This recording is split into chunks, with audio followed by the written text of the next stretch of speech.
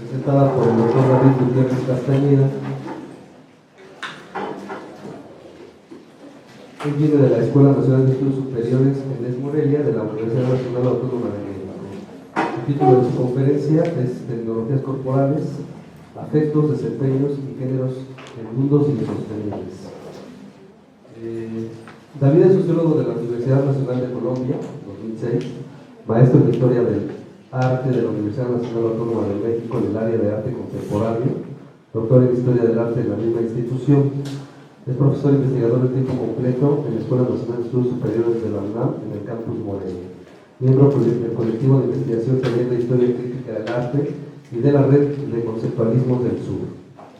Ha ejercido como profesor e investigador de la Universidad Pedagógica Nacional de Colombia en la licenciatura de Artes Visuales, en la Universidad Panamericana, en la maestría en Museología y Gestión de Patrimonio de la Universidad Nacional de Colombia, en la Universidad de la Comunicación México y en la Academia de Danza Mexicana.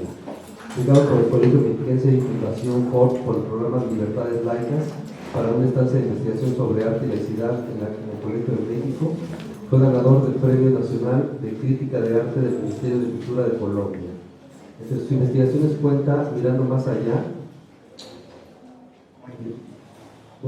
Arte e Intereses Sociales en Colombia, Gathering, Procesos Culturales y Movimientos de Autoafirmación, las prácticas artísticas contemporáneas como fuente para el aprendizaje significativo, Mapa Teatro, Ejercicios del cuidado a propósito de la piel de la memoria.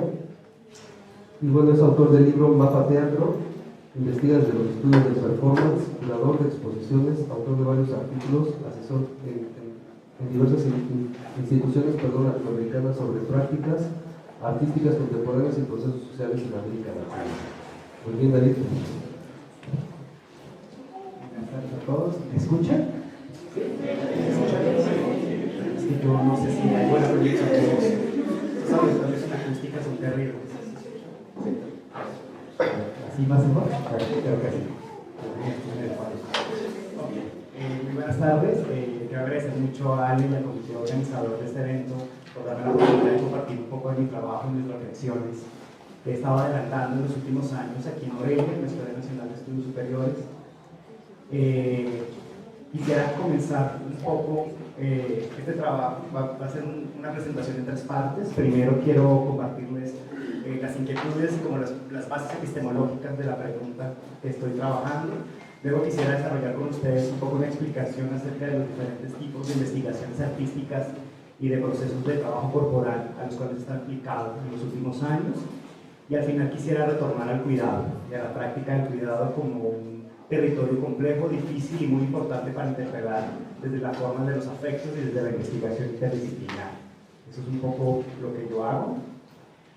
En primera instancia, me gustaría compartirles un poco como el punto de partida de donde yo estoy trabajando. A mí me interesa mucho trabajar de las zonas de contacto, que es una categoría que de hecho es una categoría kinestésica, es una categoría somática, que se trabaja desde la posibilidad de entender tu propia situación en el mundo y aquello que va contaminando y permeando tu cuerpo. Si seguimos los trabajos de Sully Rollin o de Judith Butler, la categoría vulnerabilidad aparece como un elemento extremadamente relevante. Pero yo quisiera un poco que entendiésemos vulnerabilidad como esa capacidad de hacer parte del mundo, de percibir y sentir el mundo, que de hecho es una capacidad corporal que configura cuerpo, pero que no es nada parecido ni nada similar a estar inseguro o insegura o a vivir en una condición económica de precariedad o de pobreza extrema. O sea, la categoría vulnerabilidad ha sido administrada de una manera muy fuerte y a mí lo que me interesa un poco es reclamarla para la somática, reclamarla para los estudios del afecto y sobre todo de la manera en que la profesora Rolnik, a través de su categoría de cuerpo vibrati, a través de esa capacidad que tenemos como cuerpo de percibir aquello que está constituyendo el mundo. Y vamos a hablar de mundos, no solo los mundos en los cuales estamos nosotros, sino también los mundos donde están otros cuerpos. Y me interesa mucho pensar esos otros cuerpos desde su situación sensible. Y porque precisamente pues, de eso se trata la investigación interdisciplinar en las artes. Si tuviese que resumir toda la presentación que voy a hacerles hoy, sería este slide, sería esta diapositiva.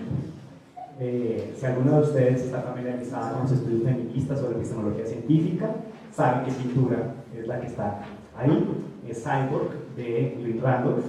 Es la pintura que titula o conversa o dialoga de forma par entre una conversación muy directa entre Lynn Randolph y Donna Haraway en el año 85, del año 85-89, en que Donna escribe el manifiesto Cyborg. Y precisamente quisiera proponerles a ustedes como un punto de partida que tiene además una gran historia de discusión teórica que no voy a poder desarrollar con ustedes hoy, pero para pedir que me crean. Les puedo pasar bibliografía después. Quisiera un poco que entendiésemos el tipo de cuerpo, o el tipo de corporalidad al cual me quiero referir hoy, es precisamente la que está pasando acá y es precisamente la que Lynn Randolph y Donna Haraway construyeron con la categoría de cyborg. Esta es una mujer mestiza, está en un lugar bastante pachamamero, bastante chairo, hay que decirlo, y por chairo importa, en el sentido de que hay una serie de cosmogonías operando en la misma presencia de esta mujer que se articula y se comunica con el mundo a través de un sistema cibernético informático, pero a su vez aquello que constituye su cuerpo está pasado por un tipo de condición un poco entre anatómica, biológica, pero a la vez otra vez otro tipo de maquinarias cibernéticas, pero también espirituales. O sea, tenemos este tigre blanco con alas de zorro que está dispuesto sobre ella, pero que a la vez sostiene una serie de imaginarios epistémicos que tienen que ver con la comprensión del universo. Las 5 modelos que están detrás de la protagonista de la imagen es diferentes tesis acerca de lo que constituye el universo. Pero estas tesis son tesis científicas, astronómicas, matemáticas y físicas. Donna Haraway entiende los cyborg no como Terminator, o sea, no es Schwarzenegger con su arsenal para matar, es mucho menos como un hombre viril que se quiere dominar al mundo y además de derechas, no, sino Donna entiende el cyborg como esa capacidad del cuerpo de producir lo que Jess Vipoir ha llamado en los últimos años Another Companion Assemblage, como otras configuraciones, otros ensamblajes de compañía.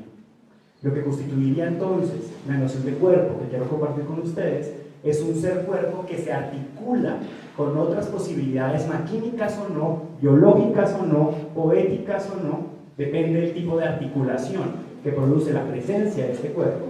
Y sí quiero declarar que aunque no pueda ser mujer, aunque no es mujer, es un cuerpo que se pone feminista. Me declaro abiertamente feminista, pero claramente yo no soy el sujeto directo político del feminismo al no ser mujer, pero sí soy un hombre homosexual. Como un hombre homosexual no soy el sujeto central del feminismo, pero sí hago parte y reconozco las diferentes formas de violencia estructural que se viven a las sexualidades diversas, que comienzan con la presión sobre las mujeres, pero que continúan hasta formas de afectación que llegan incluso a mi propia sensibilidad, a mi propio cuerpo. Eso me lleva a esta bellísima idea de Donna Haraway, que sale de su trabajo, de su compañía con Marilyn Strangers. Me parece una frase muy importante.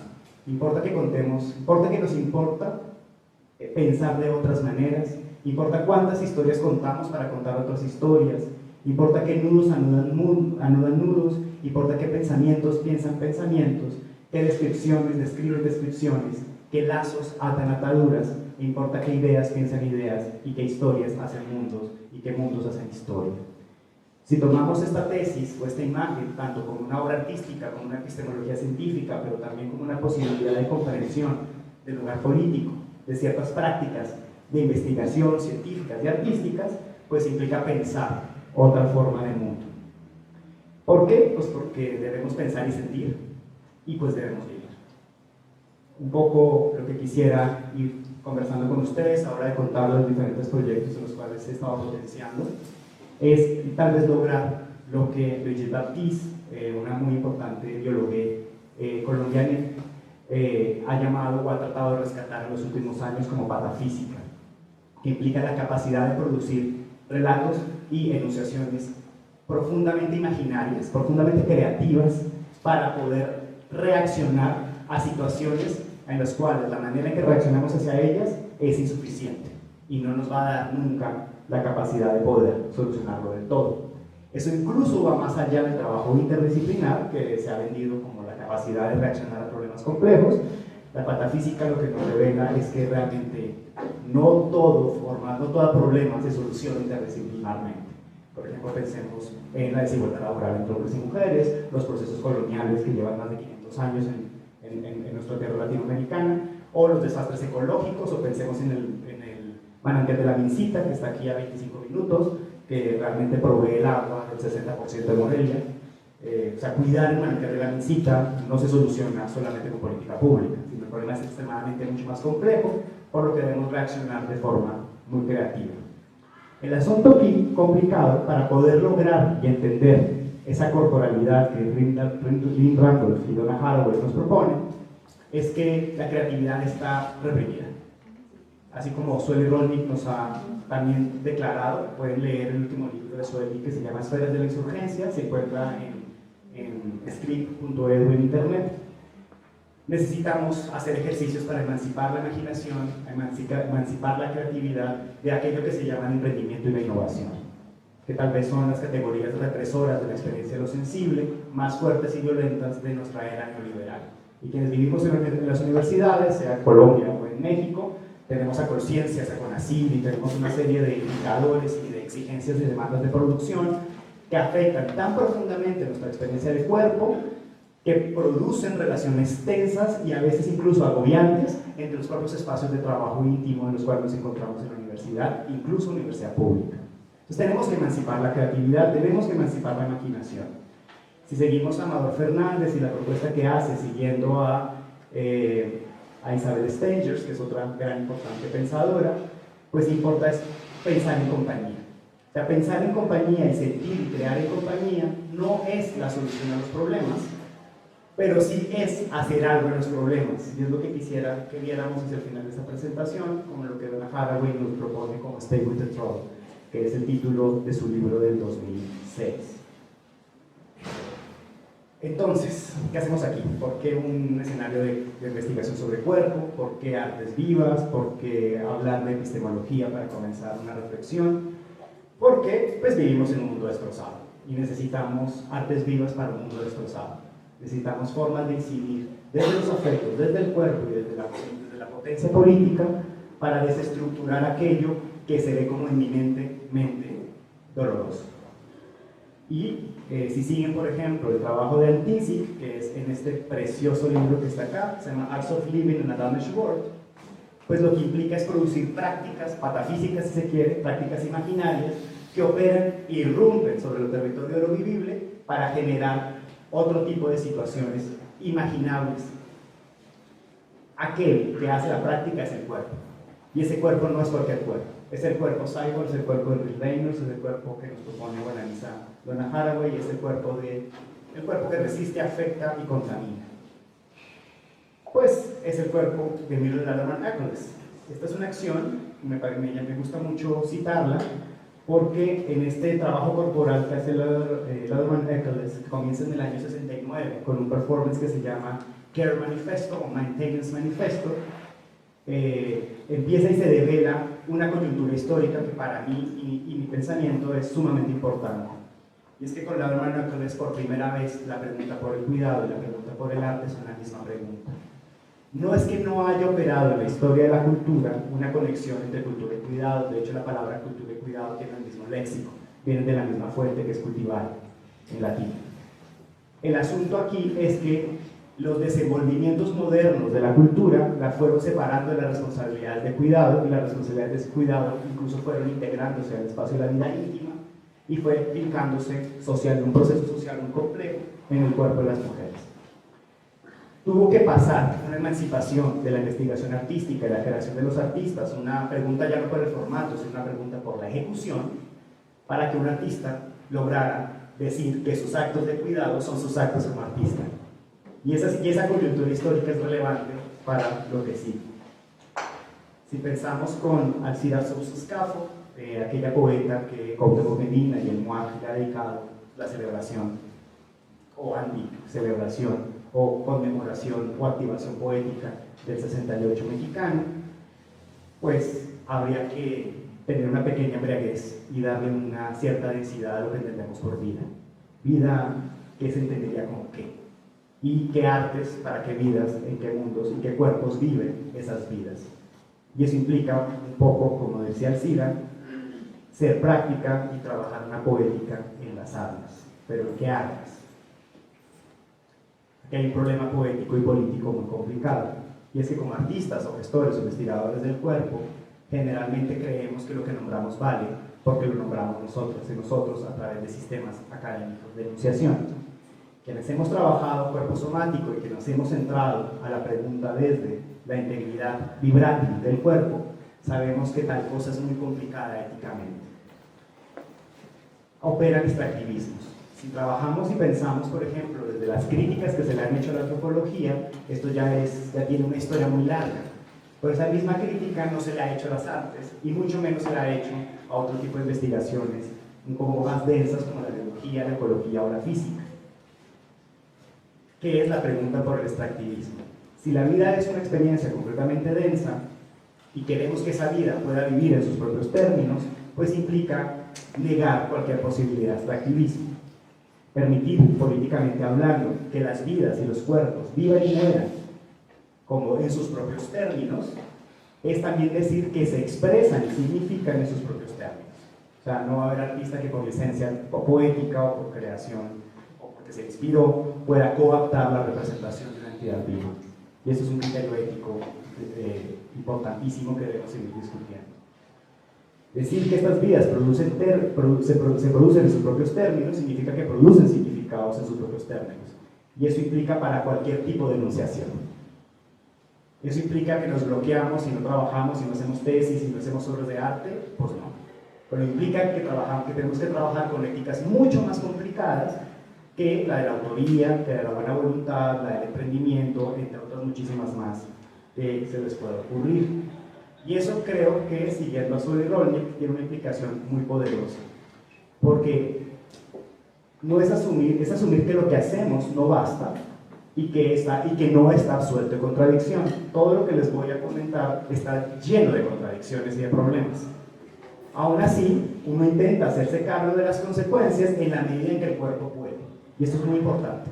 Como académico que trabaja en una institución que realmente cree que es la más importante del país y que nos exige a que lo sentamos y lo digamos y lo hablemos en el mismo tono, eso es un peso muy cabrón. Y pues el cuerpo no puede con todo ese peso. Y a veces lo que uno hace no puede con todo ese peso. Y eso está bien. Fracasar está bien. El asunto es que hay que saber y entender todas esas consecuencias del lugar de enunciación, del lugar del trabajo, de la posibilidad de pensamiento crítico, cómo eso se constituye como cuerpo y cómo eso genera las condiciones por las cuales el trabajo puede ser hecho. Y sobre todo, cómo nos encargamos y cómo nos animamos. Dicho todo esto, ahora sí falta una tesis más y vamos a las prácticas. No sé si ustedes, la discusión por el cuidado es una discusión que ha aparecido de una manera muy potente en la última década. Esto es un evento al cual estuve presente el año pasado en Río de Janeiro. Ahorita hay otro en diciembre en Sao Paulo. Bueno, además los brasileños con las depresivas noticias de anoche pues están reaccionando hacia el cuidado, porque pues es que no hay otra salida. Pero pareciese que la pregunta del cuidado es una pregunta que no le toca a la cultura. Y pues resulta que la efervescencia de prácticas y discusiones que han sucedido en la última década nos revelan que sí. Por eso aparecen libros como el de Juan Alexis Prada, colombiano también, que se llama La antropología del cuidado, para una apuesta de vida sana y saludable. O sea, este tipo de bibliografías están creciendo exponencialmente en las últimas décadas. Y eso nos está diciendo algo. Pero, ¿cómo opera el trabajo artístico ahí? No sé si alguno de ustedes ha podido ir a la Ciudad de México y visitar la exposición de Tania Bruguera. Tania Bruguera dice que el arte debería ser útil, que debería ser una herramienta. Si seguimos la pregunta por el extractivismo, tendríamos que decir ¿es útil para quién? Y esos cuerpos hacen qué para quién. Yo realmente no estoy muy de acuerdo con la manera en que opera Tania Bruguera. Por ejemplo, ella ha hecho un archivo histórico citando artistas que han querido operar políticamente. El asunto es que en esta diagramática que ella hace como de fichas de integración al archivo, pues no aparece el cuerpo, no aparece el contexto, no aparece las tensiones sociales y políticas del lugar donde sucedió el acto. Y además pasa otra cosa, siempre aparece en primer lugar el título y en primer lugar la autoría. Y eso en términos de cuidado no es así. no es autor de un cuidado. Y aunque como si queremos seguir el trabajo de Maurice Hamilton, el cuidado sí es un performance, no necesariamente es un performance artístico, por lo tanto no es autoral y por lo tanto no tiene título. La que logra hacer esa conexión es la de Eccles en el 69, pero aún así eso tiene todavía mucha tela que cortar. El cuento es que esta idea del arte útil es demasiado sugestiva, que no la podemos abandonar, aunque realmente todavía nos cueste mucho pensar todas estas contradicciones que habitan a la misma Tania. Pero me gusta esta idea de José Falconi, que es digamos, el dramaturgo o el escritor del trabajo de Tania, y me gustaría leérselas. Dice: el arte útil sugiere que el arte es más bien una herramienta o un dispositivo. A mí me gusta eso. Pensar que el arte es un dispositivo es pensar que es una ejecución, que es una manera de hacer antes que una obra, una autoría, un elemento material que se exhibe en una sala blanca. El arte útil recurre al pensamiento artístico para imaginar, una pregunta patafísica, crear e implementar prácticas que cambien la manera en que actuamos en sociedad, podríamos decir emancipar la imaginación y la crítica. Esta metodología de trabajo transforma el afecto social en efectividad política mediante utopías realizables. Esto es completamente patafísico, o sea, un artista de la década de los 80, 60 no pensaría así en la vida. ¿Quién dijo que un trabajo artístico iba a generar utopías realizables? Además, la palabra utopía realizable es una conjunción imposible, porque una utopía no se realiza, por eso se llama utopía. Ahora, que una utopía sea realizable es que aquí hay una conexión patafísica. En vez de enfocarse en la producción, o sea, artistas que hacen obra o que hacen papers, el arte útil genera procesos de implementación social. Eso es muy bonito, porque está implicando que el trabajo artístico es social. Y la utilidad del arte útil no consiste en resolver problemas. Ay, eso es fantástico. Como que tomamos un posicionamiento ético que nos permite relacionarnos con el problema, trabajar en el problema, entender los límites y las consecuencias de lo que nos podemos hacer cargo, sino crear un completo y nuevo sistema por medio de resquicios legales. Y ahí es donde yo ya no estoy de acuerdo. Porque lo que está proponiendo como utilidad José Falconi y Tania, me encantan los libros.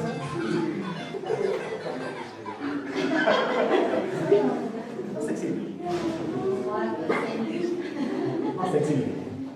¿Ya? Gracias. Ok, a mí no me gusta esta idea de los resquicios alegales porque implica que la única manera o el único marco en el cual podemos pensar que una ejecución es útil y efectiva es en la relación hacia la ley.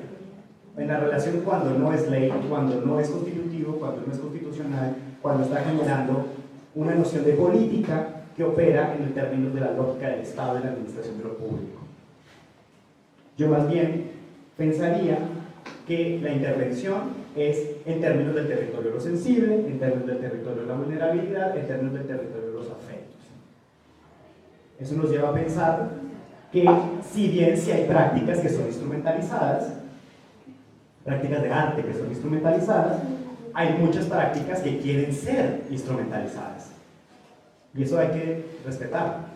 Y esas prácticas que quieren ser instrumentalizadas son prácticas que están pensando sus propios dinamismos en términos de lo que quieren lograr y ejecutar en la experiencia de la vida de las personas.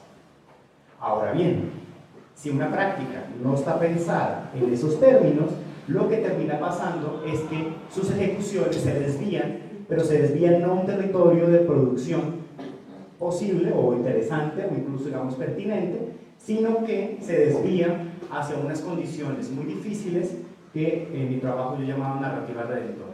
Es, por ejemplo, cuando se dice que el arte reconstruye el tejido social. Es una gran mentira. Pero es un relato público que legitimiza, genera política pública, genera votos, genera valor simbólico, produce hegemonías electorales y produce administraciones muy concretas. Pero realmente alguien que demuestre que el arte genere reconstrucción del tejido social, pues no hay nadie que lo vaya a demostrar. De hecho, no lo hace. Porque las dos categorías son narrativas que están usufructuando una noción de lo artístico en pro de una hegemonía política particular. Entonces, Dicho todo esto, pues vamos al cuento. Quisiera un poquito como irles mostrando una serie de obras. Esto es Piel de la Memoria. Es un trabajo que a mí me gusta mucho. Se hizo, dediqué a mi tesis doctoral a Piel de la Memoria. Fue un trabajo que se hizo en Medellín, Colombia, recogiendo diferentes objetos de memoria en un barrio muy difícil de conflicto armado, es el barrio Antioquia, en el centro de Medellín. Hacia el año 95 en barrio Antioquia había más o menos 1.5 asesinatos al día, lo que quiere decir que alrededor de 500, 600 personas murieron en un año, en una comunidad de 2.000 familias. Estamos hablando que casi una cuarta parte de la población murió. Lo que hizo Villarreal y Susan Lacy fue atender la poética sensible de los objetos.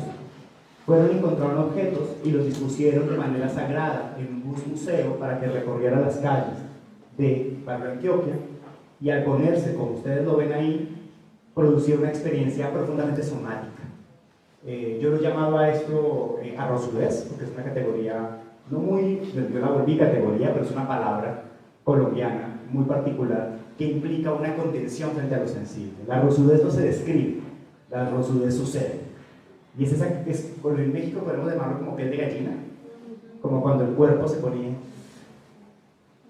Esa potencia que logró el dispositivo, el bus museo, permitió una movilización afectiva y sensible en el año 1999 que durante 7 meses generó una impresión atmosférica donde no hubo un solo asesinato. Bueno, luego en enero del año 2000 la cosa se vuelve otra vez dramática y pues bueno, otra vez se conecta la violencia y la vida del terror, digamos, que vuelve a operar.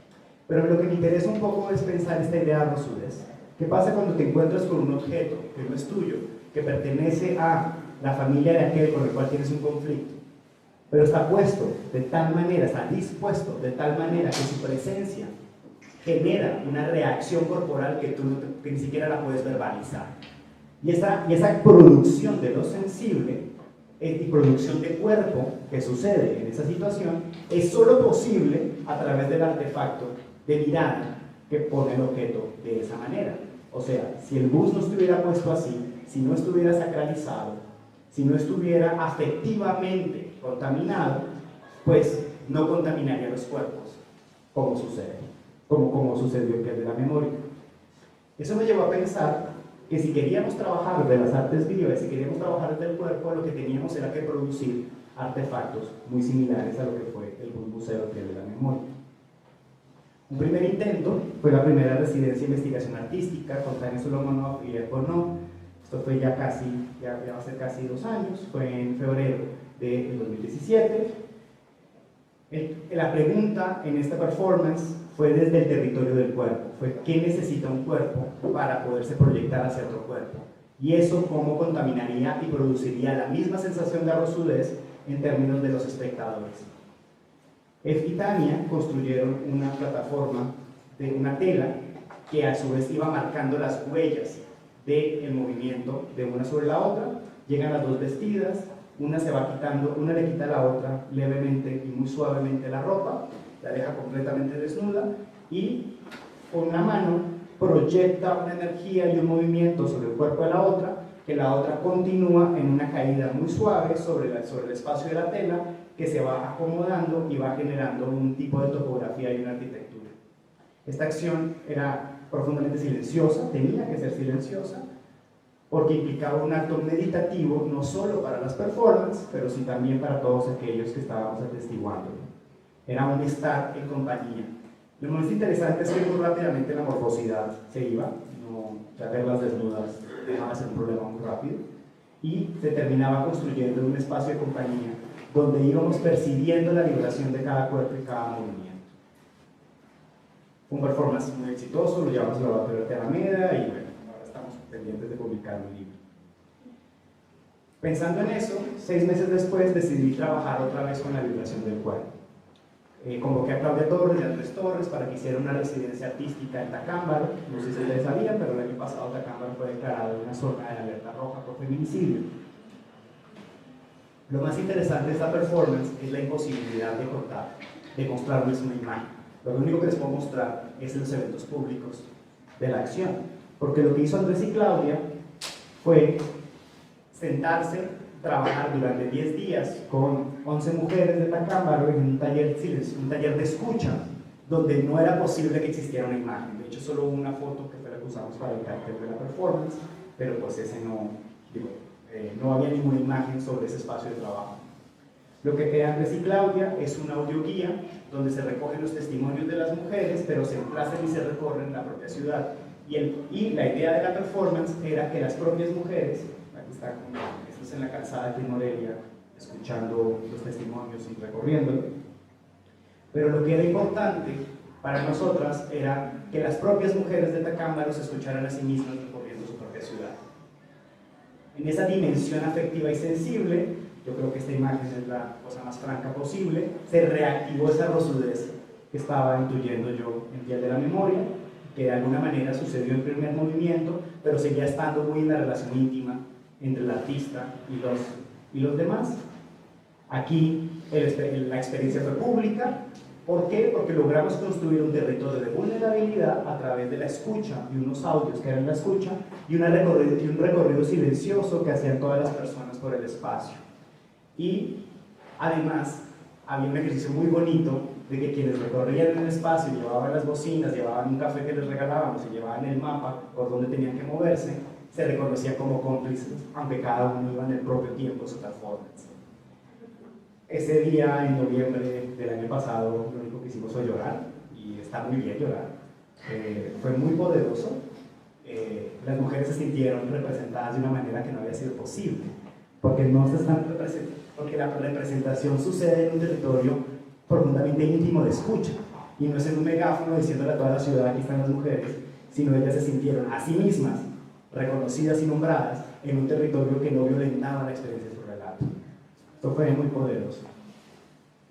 Me voy a saltar porque prefiero que hablemos de este. Aquí hablamos de otro cuerpo. Este es un cuerpo que me interesa mucho, que tiene un poco que ver con esta imagen, porque quisiera saltarme porque tenemos poco tiempo y quiero llegar al cuidado. Pero también es muy importante pensar que a veces esas formas vibrátiles y corporales no son solamente en el estatuto de lo que llamamos un cuerpo humano, sino que nos dialogamos con otros cuerpos que existimos en formas interdependientes y formas de coexistencia, en los cuales los actos de ser cuerpo, incluso los actos de movimiento y los actos somáticos, operan de una forma mucho más extensa de lo que constituye mi yo psicológico. Una manera de reconocerlo fue este proyecto que les quería hablar de Jimena Andrade, que construye una familia interespecies con sus dos vacas, la Preca la negra y Anarquía la blanca. Son sus hijas, en el cual entablan una relación de subsistencia mutua y de trabajo. Pensando esa misma pregunta, Adriana Salazar, una artista que está ahorita afincada en la Ciudad de México, decidió encargarse de un cuerpo que no era humano, y decidió encargarse tal vez del cuerpo más atacado y el cuerpo más reprimido de la experiencia de la modernidad en México, en la Ciudad de México, que es el lago de Texcoco. El lago de Texcoco es un cuerpo humano, pero es un cuerpo que comunica, es un cuerpo que produce significados, es un cuerpo que genera sentidos, y es un cuerpo que incesantemente lucha por sobrevivir. Si gana la construcción del nuevo aeropuerto, definitivamente será asesinado, pero las acciones de memoria que produce, no solo en las comunidades alrededor de Atenco, que tiene una relación de coexistencia e interdependencia con Texcoco, sino en las comunidades de Atenco, Texcoco, etc., serán aquellas que relaten la muerte de Texcoco, y por lo tanto vivirán en otro tipo de soporte, en otro tipo de estado, pero inevitablemente la desecación sistemática del agua y la construcción del nuevo aeropuerto y la canalización moderna, en la lógica moderna, de lo que es amaestrar un cuerpo tan inmenso como es un lago, producirá una experiencia inaudita para México. Lo que propone Adriana es hablar de aquello que ya falleció, de este cuerpo que vivió y falleció. Lo hizo a través de 600 objetos arqueológicos de arqueología experimental que fueron recogidos del suelo lacustre del lago Texcoco.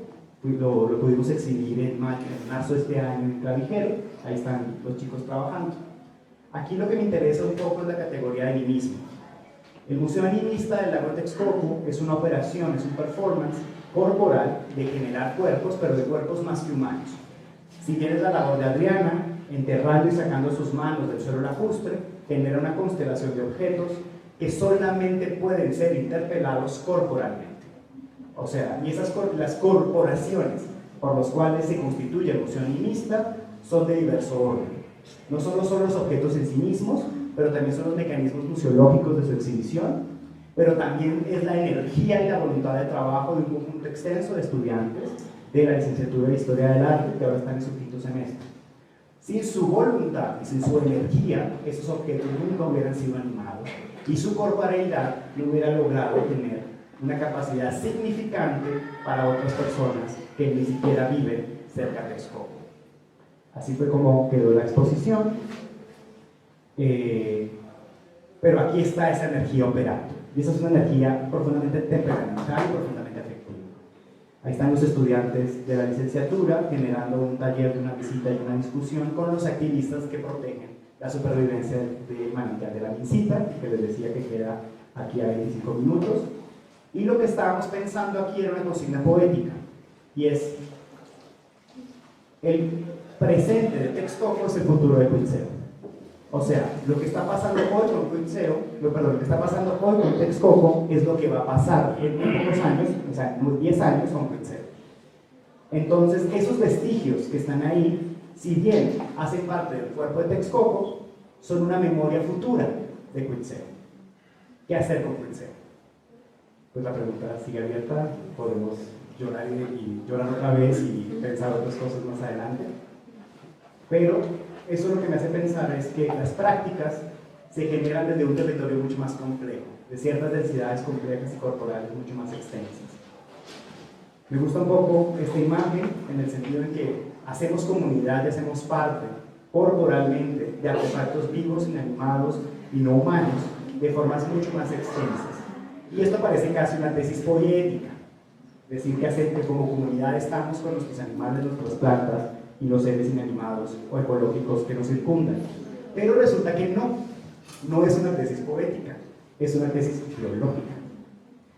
La categoría que define lo que les estoy describiendo como cuerpo es la simpoiesis.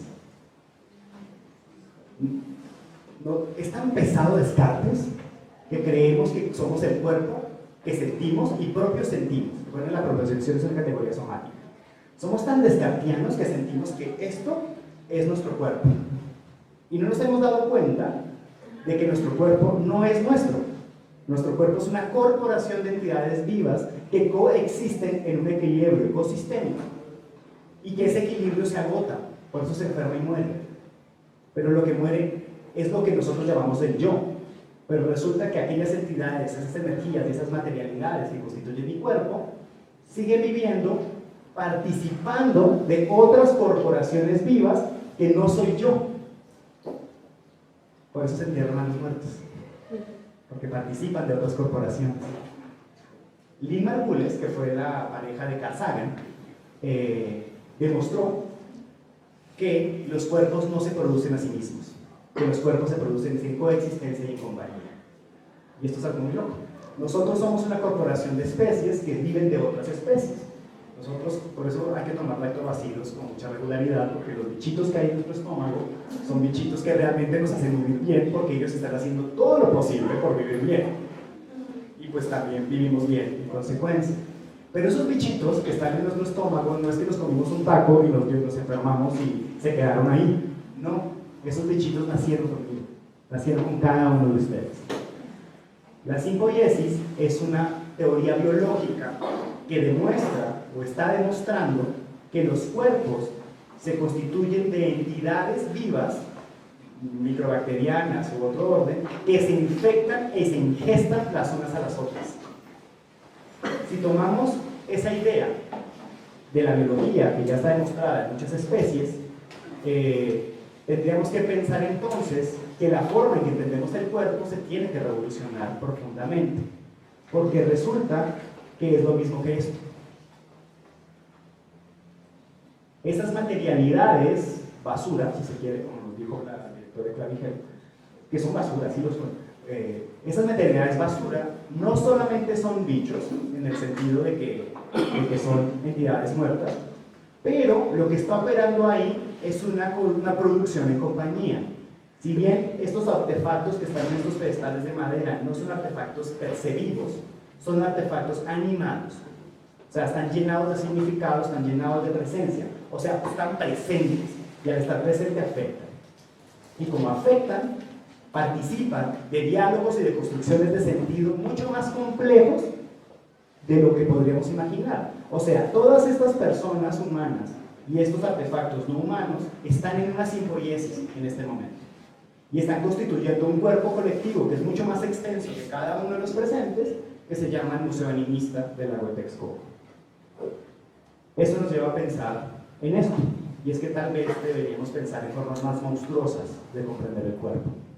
El cuerpo tendría que ser algo mucho más que lo que considero que es mi yo, o mi estructura ósea muscular, sino pensar que esos agenciamientos, esos ensamblajes, son mucho más complejos y son mucho más difíciles de comprender que si solamente me refiero al cuerpo psicológico para la entidad del cuerpo biológico que entiende la tradición de la medicina, sino que tendría que pensar en un cuerpo mucho más extenso.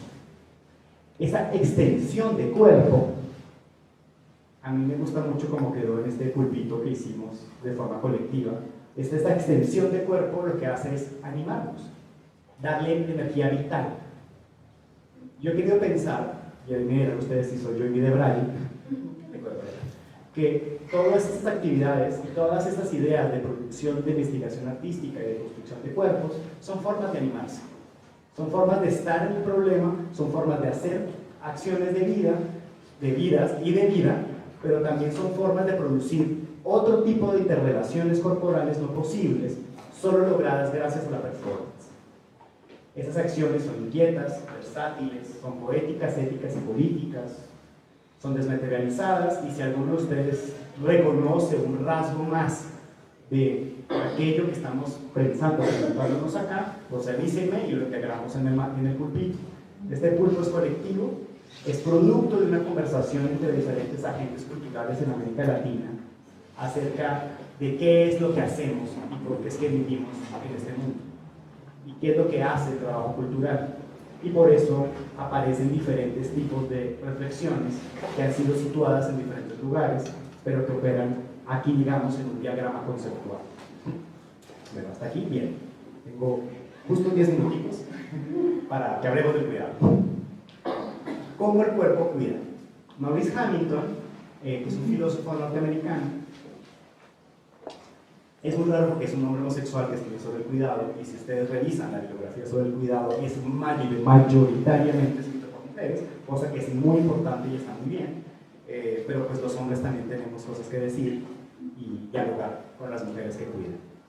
Maurice Hamilton demuestra que el cuidado es un performance, en el sentido que es un acto repetitivo, es una acción repetitiva, o sea, uno no alimenta al bebé una vez, uno no le echa agua a la planta una vez, tiene que echarle varias veces, de una manera muy singular. Y además, si yo me puedo encargar de una cosa, alguien más se tiene que encargar de algo para que yo me pueda encargar de eso. Pensemos en el trabajo doméstico. Para que yo me pueda encargar de que existan esos performances tan divinos que les acabo de contar, pues alguien me está haciendo el paro de limpiar mi casa. Eso significa que el cuidado funciona en cadenas de sentido y son repetitivas. Nunca sucede una sola vez, suceden varias veces y suceden para varias personas al mismo tiempo. Nunca hay un cuidado único, singular, individual que sea exitoso. Todos los cuidados, en estricto sentido, son colectivos. Entonces esa frase de ahí, cuídate, es una mamada. No se cuida uno, nos cuidamos. Y nos cuidamos colectivamente en el sentido de que hacemos parte de un ecosistema y una atmósfera que busca su perpetuación, busca una vida satisfecha y digna. El asunto es que, pues, históricamente los cuidados se han individualizado y se han orientado sobre el cuerpo de las mujeres y sobre la labor de las mujeres. Silvia Federici, que la próxima semana llega a México, tiene argumentos muy importantes que decirnos al respecto, lo que nos lleva a decir es que están configurados exogenéricamente. O sea, no hay nada más maricón que ellos les estén hablando de cuidado. Sí, de hecho, qué bien. Por otro lado, los cuidados también están repartidos en forma de clases sociales. Uno cree que todos somos cuidadosos. No. Dependiendo de las maneras en que aprendimos a coexistir en nuestro presente y las prácticas de cuidado que ejecutamos, participamos de forma diferenciada de los cuidados medioambientales, de los cuidados del hogar, de los cuidados de la salud. Y están atravesados por lógicas profesionalizantes. O sea, si alguno de ustedes se enferma, la lógica sería que fuesen al médico, ¿no? Y eso implica que ya hemos asumido una subjetividad de que las prácticas del cuidado se responden bajo profesionalidades sistemáticas específicas. Pero una cosa es ir al médico, otra cosa es ir a la enfermera. Ahí lo que implica es que tanto la experiencia de clase como la experiencia de género están confundidas en una misma subjetividad que califica y valida los cuidados que valen y los cuidados que no valen.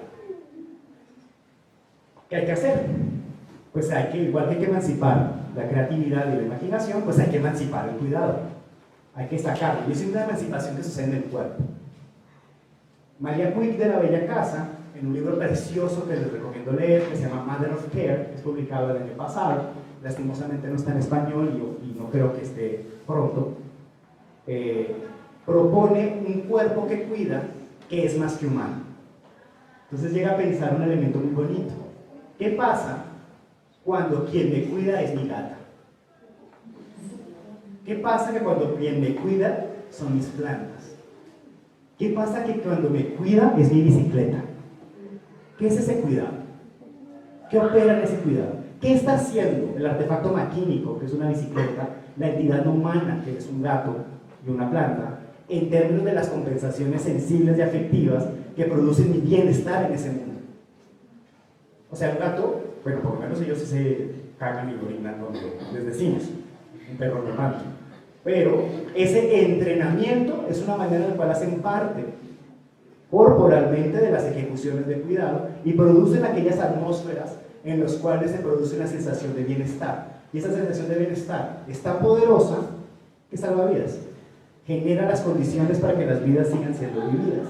Y fíjense que esa es una relación intercorporal, porque es la presencia y la ejecución, es el acto de afecto y de presencia de este cuerpo humano, más que humano y no humano, que permite que otra serie de procesos psíquicos y anímicos sucedan para ellos y para uno. Como propone María Puig, esos serían cuidados revulsivos, porque son cuidados más que humanos y nos hacen la pregunta sobre cuál es nuestra familia en este mundo. Antes que María Puig, yo había propuesto otra lógica y se las quiero leer. Confío que hay performativos infelizmente felices en las prácticas del cuidado. Claro que estos no son aquellos por los cuales no se cumple el cuidado. El cuidado siempre debe cumplirse. Su felicidad consiste en que el cuidado se cumple. Hay en efecto un pertinente cuidado, incluso éticamente apreciable, pero cumplen el cuidado de manera, si se quiere, infeliz. O sea, cuando el cumplimiento del desempeño lleva de manera indirecta a la satisfacción del acto, ya que se ejecuta por medio de incompetencias, experimentación artística. O sea, los cuidados felizmente infelices son aquellos que tienen que ver con el arte, pero no se reducen al arte. Son aquellos que instauran liminalidad, ambigüedad e irreverencia a la hora de operar experiencias colectivas que se encargan de la vida. Y en ese medio de estas desorganizaciones propuestas por la forma relacional que se experimentan, que algo de diversión aparece, más allá del cuidado habitual. Se moviliza así la hegemonía de los roles que escriben los sujetos, o sea, ya no son hombres y mujeres, también pueden ser bicicletas y gatos, y también las maneras por las cuales se debe cuidar, lo que lleva también a ser irreverente los resultados efectivos del cuidado. Si se quiere también, esto es un argumento patafísico. Bueno, no se trata acá.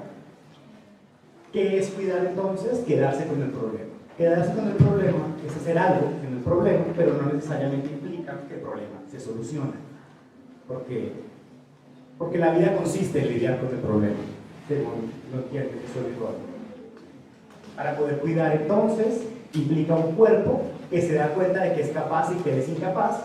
Es un cuerpo que se da cuenta de qué ensamblajes habita el mundo, o sea, con quiénes conecta, y cómo se conecta con esos quiénes. Y sobre todo, para ese cuerpo, quién es un quién. Porque puede que para mí mi bicicleta sea fundamental, pero puede que para otra persona no. O sea, su bicicleta no va a ser un quién, va a ser su coche tal vez. pero para mí la bicicleta es clave. Esa relación de con quién estoy en el mundo implica una situación de cuerpo. ¿Por qué? Porque la ligación es afectiva, la ligación es emocional. Yo lo percibo como una entidad que hace parte de mi existencia. Entonces, en este mapita que seguimos a través de una pensadora que se llama Joan Tronto, lo intervenimos con Laura Hanaway, podemos decir que el acto efectivo de cuidado existe cuando yo me doy cuenta con quién vivo. Y solo me puedo dar cuenta corporalmente. Y esa corporalidad implica una corporalidad atenta a las vibraciones de esos otros cuerpos que me co-constituyen. Recuerden que soy psicoético, vivo con ellas. No les voy a leer toda esta definición, lo pueden encontrar en la página web del proyecto, está en academia.edu por mi nombre, es una definición que intervenimos sobre lo de María Puig. Solo quisiera leer la última parte. El cuidado, por lo tanto, es repetitivo, reiterativo y funciona en cadenas de apoyo, crea atmósferas de supervivencia, no necesariamente plusvalor productos, el cuidado no necesariamente produce plata. Por lo tanto, la práctica del cuidado es relacional, compleja, histórica, contingente, contradictoria, implica esfuerzos, es situada. O sea, uno cuida de una manera hoy en Morelia y otra manera diferente si se muda de ciudad. O sea, en otra situación opera otro cuidado. Y somos otro cuerpo, por lo tanto somos otro soma, por lo tanto somos otra kinestesia.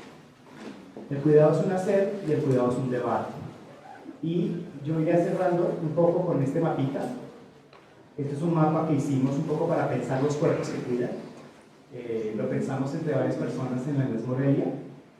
Y lo dejaría ahí un poco por si les detona algo y me gustaría conversar con ustedes ahora. Y muchas gracias por su atención.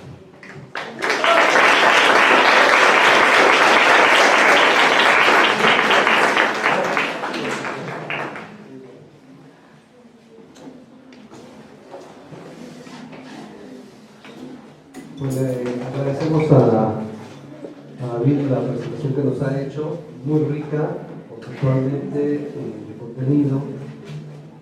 Así que bueno, pues ¿qué les parece? Tenemos más o menos media hora como para hacer una ronda de preguntas. Entonces, bueno, pues si alguien desea comenzar, pues adelante.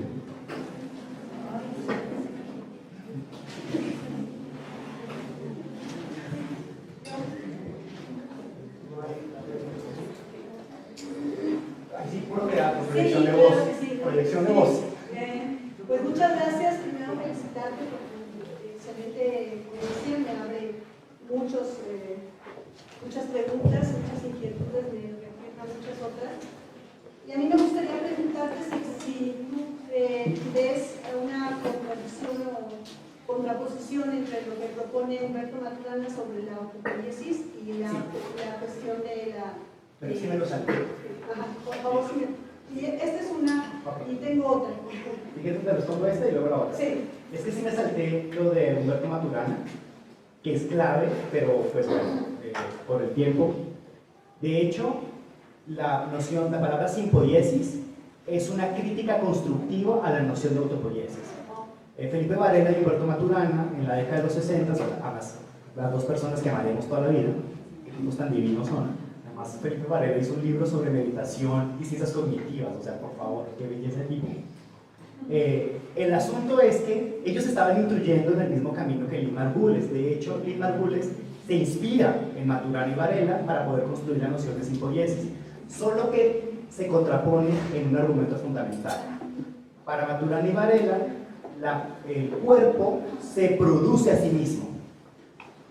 Y claro, pero lo que dice Margules es: no es posible que se produzca a sí mismo, sino que se produce en compañía de otros cuerpos en la misma lógica que Varela y Maturana escribieron. Pero no se puede producir a sí mismo porque no existe tal cual como una entidad única, que ese es, digamos, hasta donde llegó Humberto Maturana y Felipe Varela, llegaron hasta que el cuerpo era una entidad única que se autoproducía a sí mismo. Lo que demuestra Lynn Margules es que esa entidad, esa unidad que llamábamos el cuerpo, no es tal cosa como una sola unidad, sino que esa sí misma es una corporación de especies. Por ejemplo, la mitocondria. Todos tenemos células, todos tenemos mitocondria. Genéticamente hablando, la mitocondria es otro bicho diferente a tu núcleo de tu célula. y así nacimos. O sea, los estudios de ADN han demostrado que la mitocondria es una especie que se encarga de administrar las proteínas de ATP, mientras el núcleo se encarga de los impulsos nerviosos. Entonces son dos especies que se pusieron de acuerdo y viven juntas. O sea, hasta el propio núcleo es una corporación. Entonces no hay tal cosa como que exista un solo cuerpo, sino que ese cuerpo opera en diferentes dimensiones. ¿Sí? Entonces, por eso lo que hizo Margules es tomar la noción de poiesis, que es producción, pero meterle el sin, que es en compañía. Sí, yo creo que sería interesante ver los libros de Lorcana, donde hablan incluso de este cuidado mutuo de nuestros afectos, ¿no? ¿Sí, tú una pregunta? La otra, bueno, más bien es una invitación a ti y a todos, a todas, porque justamente el miércoles se va a hacer un homenaje a la bicicleta. Ay, qué emoción. Si quieren ir, pues puedo pasar. ¿A qué horas? ¿En dónde? Es en la Casa Cantera. Ajá. Pues por lo que decías, ¿no? De estos objetos que los cuidan, ¿no? Gracias. ¿Alguien más? A ver, bueno, todavía tengo las ideas muy revueltas, así es que me disculparán si estoy hablando en voz alta, nomás mis pensamientos. Hay como del ámbito de la danza contemporánea mucho estas reflexiones del cuidado del otro. Y desde mi punto de vista tiene que ver con algo que más que se piensa, se vive y se siente, mucho a partir de las técnicas de contacto, ¿no? El contact improvisation, que te permite vivir la experiencia de no dirigir el movimiento, sino de que el movimiento suceda en compañía con el otro y de hacer a un lado como la pretensión de control desde la que normalmente construimos nuestro accionario. Entonces, entiendo que esto que estás planteando de construirse en comunidad tiene ese sentido y me hace también pensar en mucho de lo que sucede en el arte actual y que viene sucediendo desde los 60 con lanzar a la acción o invitar a la acción y de diferentes maneras al espectador. Bueno, mi pregunta va en el sentido de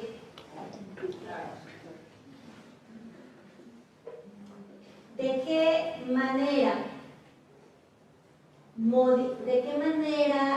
modifica la formación en las artes escénicas, concretamente en el caso de la danza, para acoger ese tipo de prácticas y ser congruentes con este camino que las artes nos han enseñado que han venido desarrollando desde los años 60 y que, bueno, evidentemente tu trabajo lo muestra,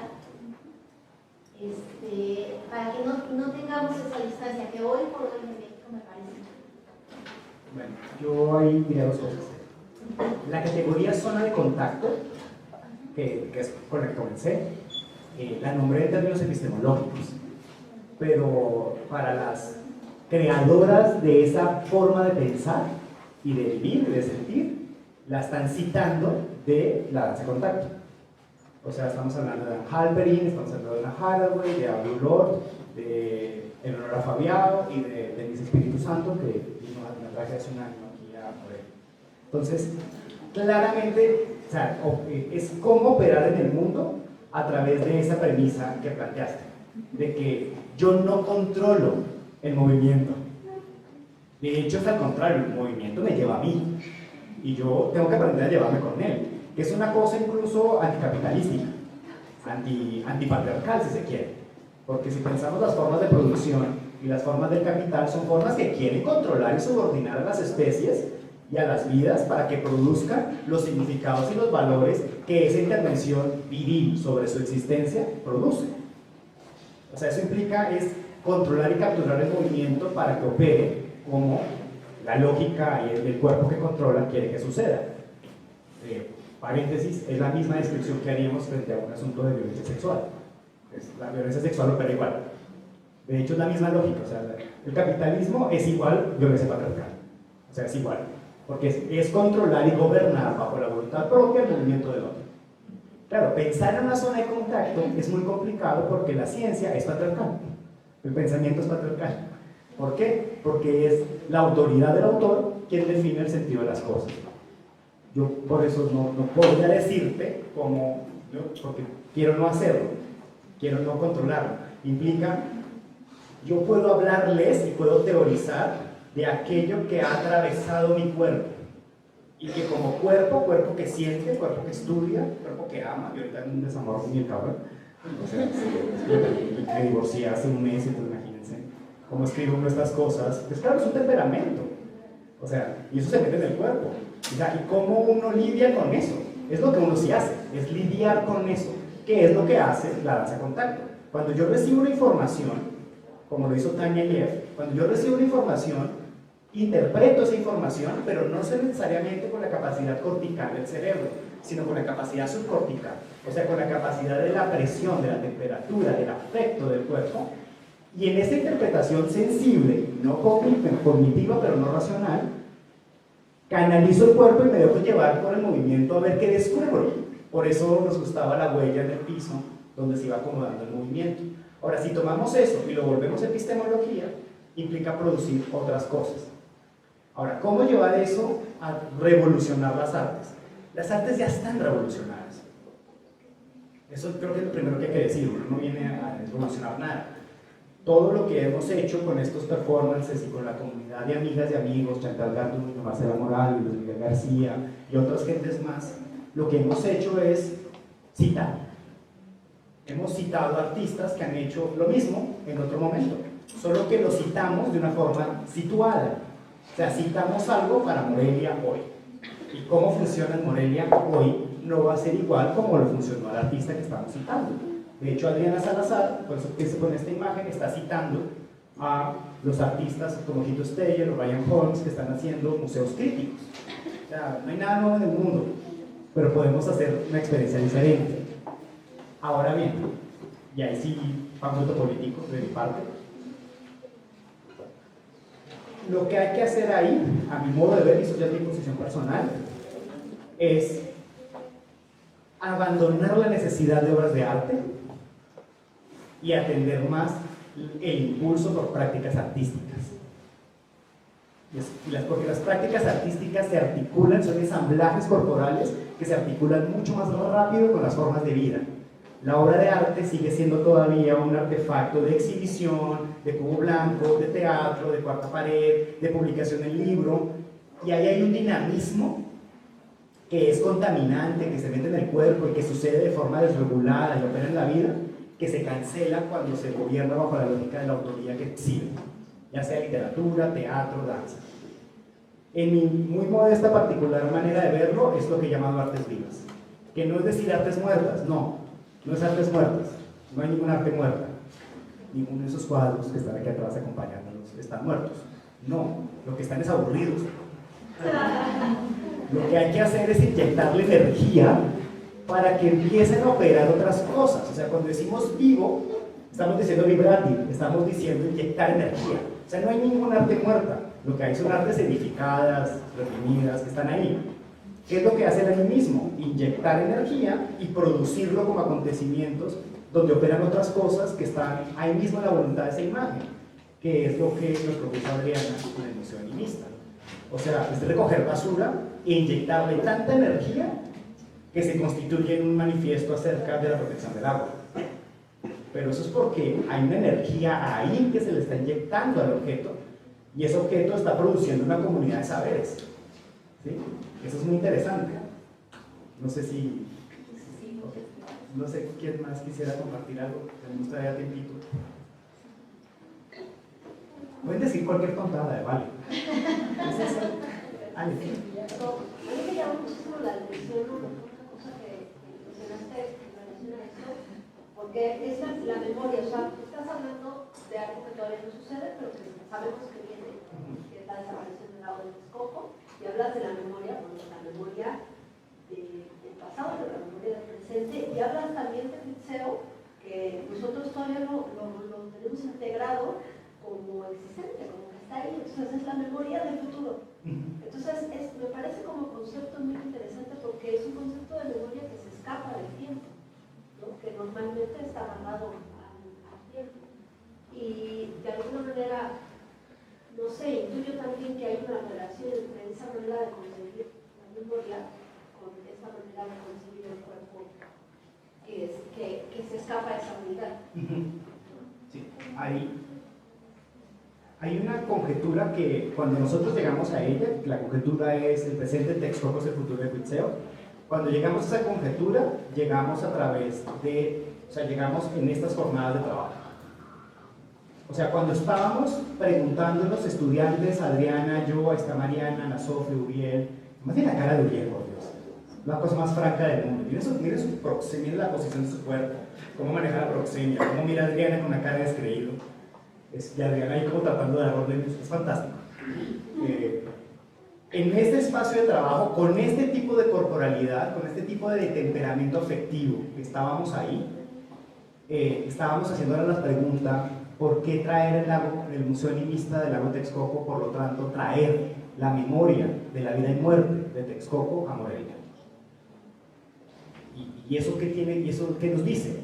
Claro, porque recuerden, cuando uno usa un artefacto cultural como una exposición, tiene que producir una serie de argumentos. A mí algo que me asusta del bodyworks y de este asunto de la plastinación que está aquí en Clavijero estos días, lo que me asusta es que ese argumento no se ha dado. O sea, se cree que ir a ver los cuerpos desmembrados y plastinados para reconocer cómo funciona una arteria es universalmente válido. Y pues no.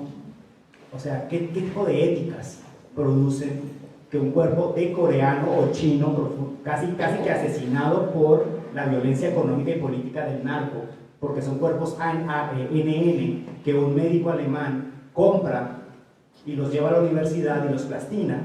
O sea, esos cuerpos que nos están diciendo aquí hoy, ¿sí? O sea, esa ponerse en situación implica una pregunta muy poderosa. Entonces, cuando estábamos pensando eso, salió la consigna y nos encantó porque nos daba una conexión situada sobre por qué la vida y la muerte de un lago que está a unos cuantos kilómetros de acá hablaba de los lagos de acá, más Michoacán, Tierra de Lagos, etc. Pero luego nos pusimos a hacer la tarea intelectual. Fue como, bueno, ¿y esto de dónde viene? ¿Estas intuiciones son válidas o somos de braille de artista? Podría.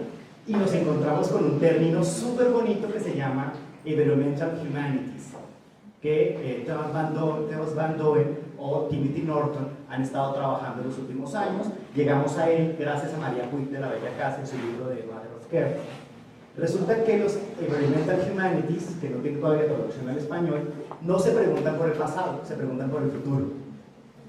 Entonces son ecólogos que investigan territorios de crisis ecológicas para saber qué va a pasar, no para saber qué les pasó. Y entonces dije, bueno, ¡qué locura! Esta gente como que no tiene duelo. Resulta que sí tienen duelo. Les cuesta tanto el estado actual de las cosas que están tan preocupados porque eso vuelva a vivir en sus propios términos, que lo único que les interesa es saber qué hacer para que pueda suceder. Y esa es una pregunta ética, poética y epistemológica.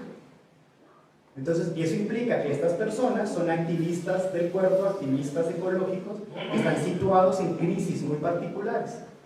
Hasta ahí, increíble.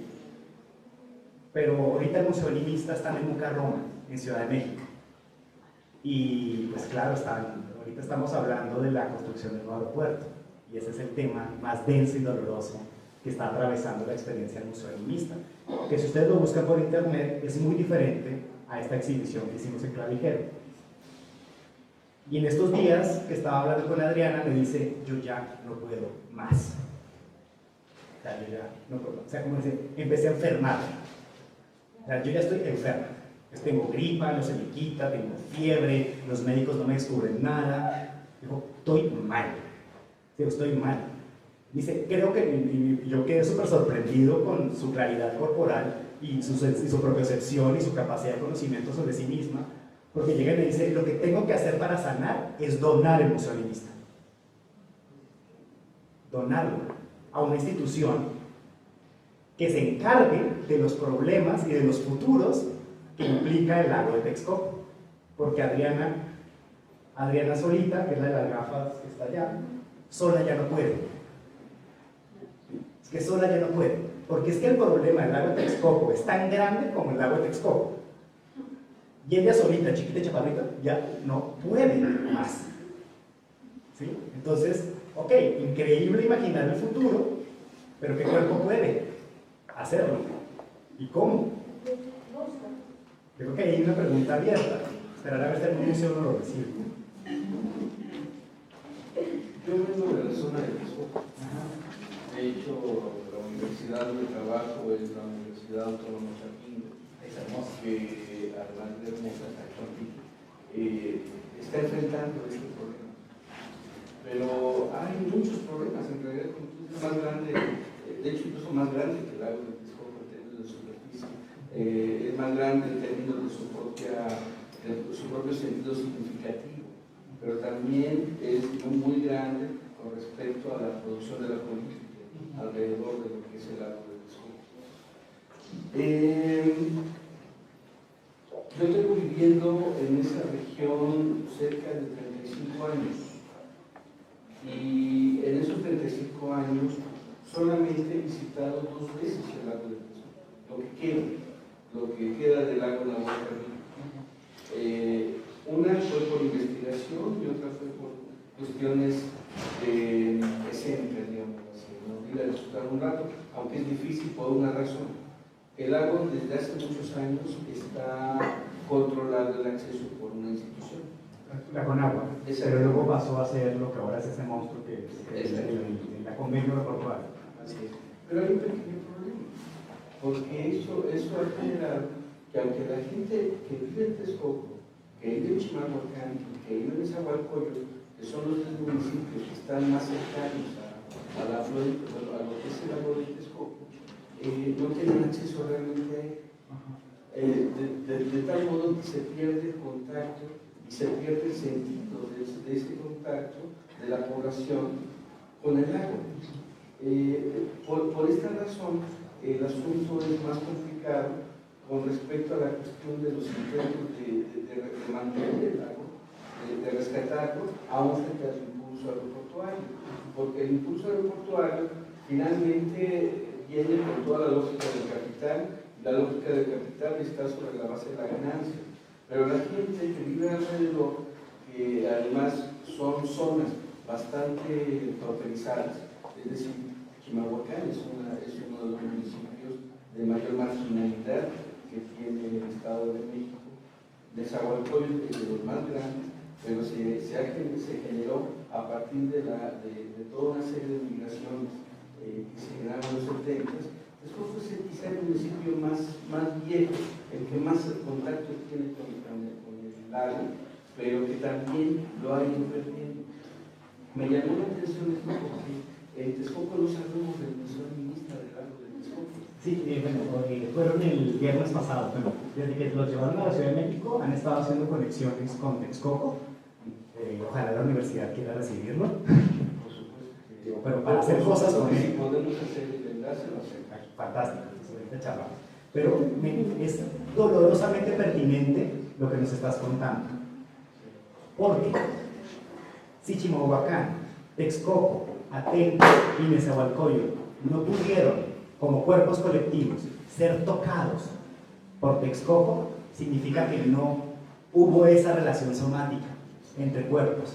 Ese movimiento que tal vez el lago de Texcoco estaba pidiendo a gritos que fuese sentido, aquellos cuerpos colectivos que estaban alrededor suyo estaban, por una decisión política institucional, estaban imposibilitados de sentir. Aunque sí hubo personas singulares, sabemos que estamos en Estados y sabemos que hay otras personas que han estado cercanas a la sensibilidad del lago. La biografía de Nahor Carrillo es una cosa hermosa con respecto a este tipo que sintió grito de Texcoco por vivir. Pero claro, cuando hay ese bloqueo, literalmente es una vía, cuando hay ese bloqueo, una barra y una separación, lo que hay es que las sensibilidades de un lado y las energías somáticas de un lado no están contaminando hacia el otro lado y viceversa. Creo que es más fácil que las energías de un Nezahualcóyotl, que eso es Neza, hacia, no, eso es Ecatepec, eso es más Ecatepec hacia el lago hacia el otro lado. Porque las basuras de la ciudad se depositan en Texcoco. Y luego pasa otra cosa que es muy dolorosa para reafirmar lo que acabas de plantear. Ariadna Ramonetti, una antropóloga que está ahorita trabajando muy fuerte con Adriana en la memoria de Texcoco, fue a entrevistar a las gentes que decidieron que el aeropuerto iba ahí. Y lo que dicen es que eso es un terreno baldío, estéril, que eso está al lado de la ciudad, lo que hay que hacer es ponerlo a producir. O sea, es tan fuerte el bloqueo sensible entre cuerpos, es tan fuerte ese bloqueo sensible entre cuerpos que es histórico, o sea, esto es mucho más histórico, no solamente de finales de los 90, ese bloqueo es mucho más viejo que esa contaminación sensible de la vida del lago no la sienten las personas, al punto que pueden decir que es un cuerpo inerte, muerto y baldío, que perfectamente hay que ponerlo a producir, hay que ponerlo a trabajar en pelado, porque está ahí de vago, ahí echado sin hacer nada. Cuando Texcoco realmente hace mucho. O sea, si Texcoco existe, bajaría en 10 grados la temperatura de la Ciudad de México. Y eso implica lluvias menos torrenciales y un equilibrio ecosistémico y una limpieza de aire mucho mejor para los habitantes de la ciudad. Que es, por decirlo otra vez, nosotros tenemos una relación tan cercana con Cuitzeo porque hay unas sierras entre Cuitzeo y nosotros, por lo tanto ese ecosistema de Cuitzeo como que se encierra un poco sobre sí mismo. Tendríamos que decir entonces que aquí hay una cosa entre ecológica e institucional que no nos hace sentir a Cuitzeo. O sea, una cosa que me gustaría mucho hacer es entender quién resistió a la construcción de la vía Salamanca. ¿Quién dijo que esa vía no había que hacerla y a quién no le pusieron atención? Porque esa vía es como una llaga que está matando a Cuitzeo todos los días. Está evitando que el Cuitzeo se estabilice y se equilibre en términos de sus afluentes de agua. Pero pues todos vamos a Salamanca en menos de una hora y somos muy felices. ¿Sí? O sea, fíjate que la pregunta de cuerpo opera ahí no es muy fuerte. No sé si alguien más quisiera compartir algo. Por favor. ¿Y tú?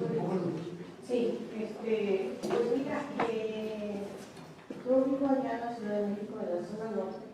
No tengo nada que ver con Texcoco, aparentemente. Nunca he vivido en esos municipios.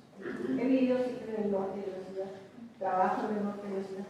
Sin embargo, sí tengo representaciones en la carrera de Texcoco. Nunca lo he visto.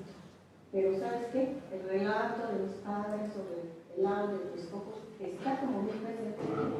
Pero caigo en cuenta que está presente en mí, hasta que tú hablas de Texcoco, de Pizarro del aeropuerto, etc.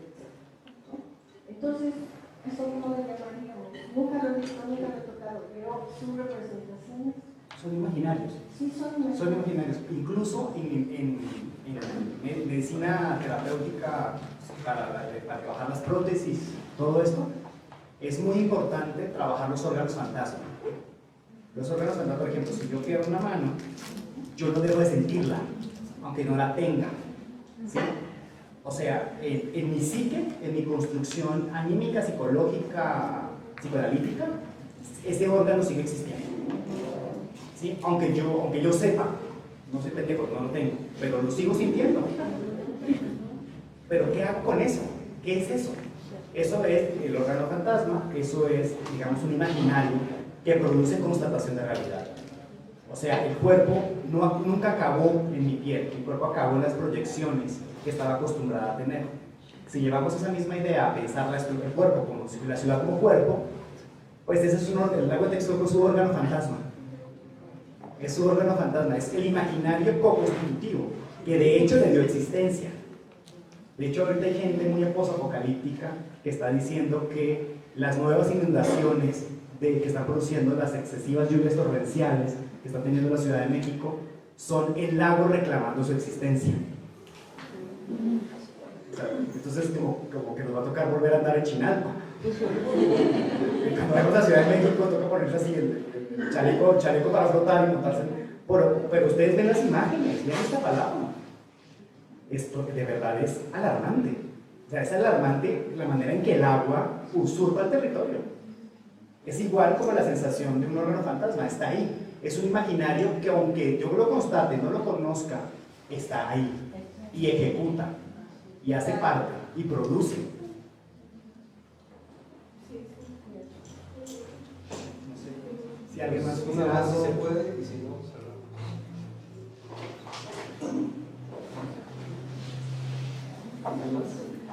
Muchísimas gracias, de verdad, muy amables. Y bueno, mañana no puedo venir, pero miércoles y jueves estaré acá con ustedes. Gracias.